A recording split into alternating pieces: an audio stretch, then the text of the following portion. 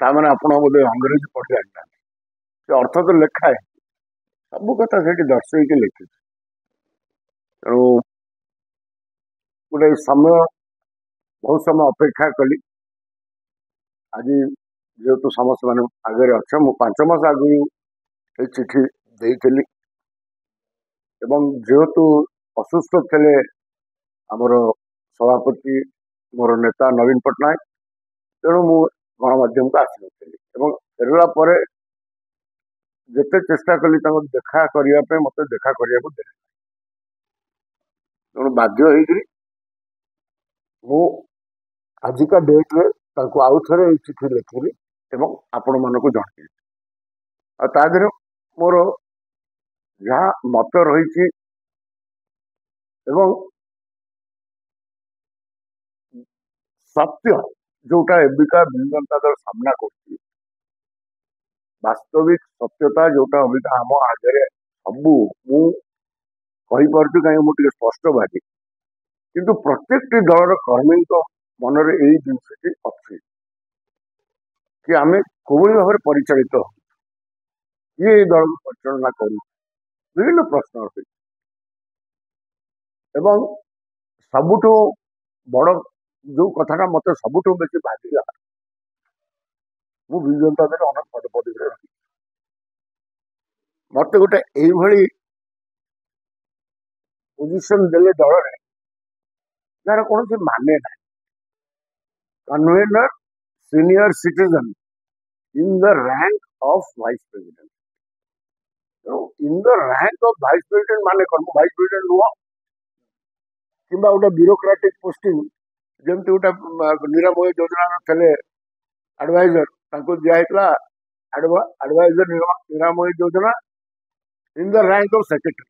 ସେ କଣ ସତରେ ସେକ୍ରେଟାରୀ ହେଇଗଲା ନା ସେକ୍ରେଟାରୀ ବେନିଫିଟ ପାଇଯାଏ କି? ସେଇ ପ୍ରକାର ବହୁତ ଉଦାହରଣ ଅଛି। ଯୋଉ କର୍ପୋରେସନର ଯୋଉମାନେ ଚେୟାରମ୍ୟାନ ହୁଅନ୍ତି ତାଙ୍କୁ ଗୋଟେ କୁହାଯାଏ in the rank of state minister. ଏବଂ ଏଠି ଆଉ ଗୋଟେ କଥା ବି ଦୁଃଖ ଦେଲା, ଆମ ସାଙ୍ଗରେ ପ୍ରସନ୍ନ ଆଚାର୍ଯ୍ୟଙ୍କ ପରି ବରିଷ୍ଠ ନେତା, ୟୁ ସିଂହଙ୍କ ପରି ଫାଉଣ୍ଡର ମେମ୍ବର ଏମାନେ ଥିଲେ ଦଳର, ପ୍ରସନ୍ନ ଆଚାର୍ଯ୍ୟ, ୟୁ ସିଂହ, ସେମାନେ ମୂଳରୁ ଏଇ ଦଳର ସିନିୟର ଭାଇସ ପ୍ରେସିଡେଣ୍ଟ ଥିଲେ। ତାଙ୍କୁ ମଧ୍ୟ ଯୋଉ ଦାୟିତ୍ୱ ଦିଆଗଲା ସେଠି ଲେଖା ହେଇଗଲା in the rank of vice president. ତାମାନେ ସିଏ ଆଉ ଭାଇସ ପ୍ରେସିଡେଣ୍ଟ ନାହାନ୍ତି ଦଳ, ମୁଁ ଭାବୁଛି ଯୋଉଟା। ଏବଂ ଏଇ ଜିନିଷଟା ମୁଁ ଚାହିଁଥିଲି କି ଏଇ ଦୁଃଖଟାକୁ ନବୀନ ପଟ୍ଟନାୟକ ମୋର ଶୁଣନ୍ତୁ, ମତେ ଗୋଟେ ସୁଯୋଗ ଦିଅନ୍ତୁ ତାଙ୍କୁ କହିବା ପାଇଁ କି ଏଇ ପୋଷ୍ଟଟା ଯୋଉଟା ସିଏ ମତେ ଦେଇଛନ୍ତି ତାଙ୍କରି ଦସ୍ତଖତରେ ଆମେ ହେଇଛୁ ସବୁ in the rank of vice president. ଅନ୍ୟମାନଙ୍କ ଆପଏଣ୍ଟମେଣ୍ଟ ଆଉ କାହା ଦସ୍ତଖତରେ ହେଇଛି। ପ୍ରତାପ ଜେନା କୋଉଠି ଦସ୍ତଖତ କରିଛନ୍ତି, କିଏ କଣ ଦସ୍ତଖତ କରିଛି, କିନ୍ତୁ ନବୀନ ପଟ୍ଟନାୟକ କେବଳ। ଏ ଦୃଷ୍ଟିରୁ ମୋର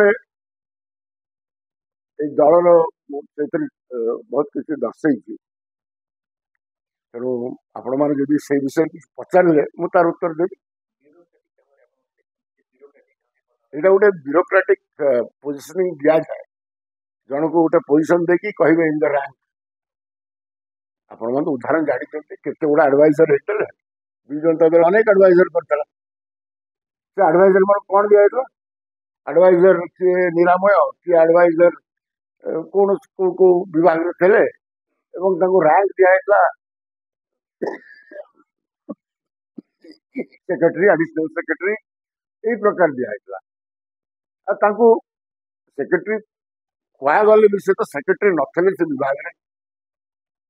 ତେଣୁ ସେଇ ପ୍ରକାରର ଏଇଟା ଗୋଟେ ବ୍ୟୁରୋକ୍ରାଟିକ ଏମିତି କରାଯାଏ। ତେଣୁ ଏ ଦଳ ଭିତରେ ବି ସ୍ପଷ୍ଟ ଜଣା ପଡିଲା କି ବିଜୁ ଜନତା ଦଳ ଗୋଟେ ବ୍ୟୁରୋକ୍ରାଟିକ ଦଳ ହେଇଗଲାଣି। ଦଳରୁ ମୋର ଛାଡିବାର ନାହିଁ। ବିଜୁ ଜନତା ଦଳରେ ନବୀନ ବାବୁ ଯେବେ ଯାଏ ଅଛନ୍ତି ଏବଂ ଯେବେ ଯାଏ ସିଏ ପରିଚାଳନା କରୁଛନ୍ତି,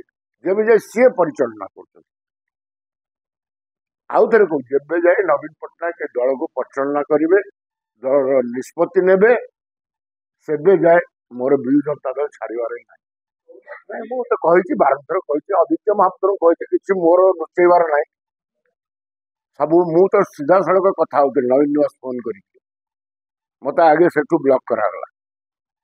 ତାପରେ ମତେ କହିଲେ ମୁଁ କହିଲି ସାର୍ଙ୍କ ଦେହ ଯଦି ଖରାପ ଅଛି ସାର୍ ଫେରେ ମୁଁ ଦେଖିଲି ସାର୍ ଗଲେ ଦେହ ଭଲ ହେଇ କାଇଲା ଫେରେ ଗଲେ ବାଇ ଇଲେକ୍ସନ କ୍ୟାମ୍ପେନ୍ କରିବା ପାଇଁ ତାପରେ ସେ ସୁସ୍ଥ ଅଛନ୍ତି ଆଉ ମତେ ନ ଦେଖେଇବାର କଣ କାରଣ ନବୀନ ବାବୁ ମତେ ସବୁବେଳେ ଦେଖା କରିବାକୁ ଚାହାନ୍ତି ମତେ ବହୁତ ଭଲ ପାଆନ୍ତି କିନ୍ତୁ ଭୈରବ ଗୋଟେ ଛାଡିକି ଯାଇଛନ୍ତି ତାଙ୍କର ପାଲତୁ ଅଦିତ୍ୟ ମହାପାତ୍ର ସେ ଏକା ପରିଚାଳନା କରୁଛନ୍ତି କିଛି ଏ ଦଳରେ ହାରୁଆ ନେତା ଅବିକା ଅଛନ୍ତି ସେ ନୂଆ ନୂଆ ଭାବୁଛନ୍ତି ଦଳକୁ ଟେକିକି ନେଇଯିବେ ପୁନର୍ବାର ଆଉ ଥରେ ବୋଧେ ବିଜୁ ଜନତା ଦଳକୁ ଶାସନକୁ ନେଇ କେହି ନାହାନ୍ତି ଯୋଉମାନେ ଆଜି ବିଜୁ ଲିଡରସିପ ଦେଲେ ତାଙ୍କ ପୋଜିସନ କଣ ଏ ଦଳର ତାଙ୍କ ଦଳର କଣ ପୋଜିସନ ଆପଣ ମାନେ ଜାଣିଛନ୍ତି ମତେ ନା ନେବାର ଆବଶ୍ୟକ ନାହିଁ ଆଉ ନବୀନ ଲୟନିଷ୍ଟ ଯୋଉମାନେ ଆସିଲେ ନବୀନଙ୍କ ଲିଡରସିପ କୁ ମାନିକିରି ଯୋଉମାନେ 2000 ପ୍ରଥମ ଯେତେବେଳେ ସେ ମୁଖ୍ୟମନ୍ତ୍ରୀ ହୁଅନ୍ତି ମୁଁ ବିଧାୟକ ବେଳେ ବସନ୍ତ ବିଶ୍ୱାଳ କରେ ଏବଂ ଯୋଉ ବିଜୁ ବାବୁଙ୍କ ସ୍ୱପ୍ନ ଉପରେ ଆଧାର ହେଇକି ବିଜୁ ଜନତା ଦଳ ଗଠନ ହେଇଥିଲା ବିଜୁ ଲୟନିଷ୍ଟ ତ ଛାଡନ୍ତୁ କେହି ଗୋଟେ ବିଜୁ ଲୟନିଷ୍ଟ କୋଉଠି ଦେଖିବାକୁ ପାଇନି ଆଉ ନବୀନ ବାବୁଙ୍କର ବି ଯୋଉମାନେ କ୍ଲୋଜ ଥିଲେ କେହି ନାହାନ୍ତି କାହାର ସ୍ଥାନ ବି ନାହିଁ ତେଣୁ ଗୋଟେ ନୂଆ ଲୟଲିଷ୍ଟ ମାନେ ସ୍ଥାନ ପାଇଛନ୍ତି ଗୋଟେ ନୂଆ ଆଦର୍ଶରେ ଦଳ ଚାଲିଛି ବିଜୁ ବାବୁଙ୍କ ଆଦର୍ଶ ଆଉ ଯାହାର ପ୍ରତୀକ ଥିଲେ ନବୀନ ବାବୁ ସେ ଆଦର୍ଶରେ ଆଉ ଚାଲୁ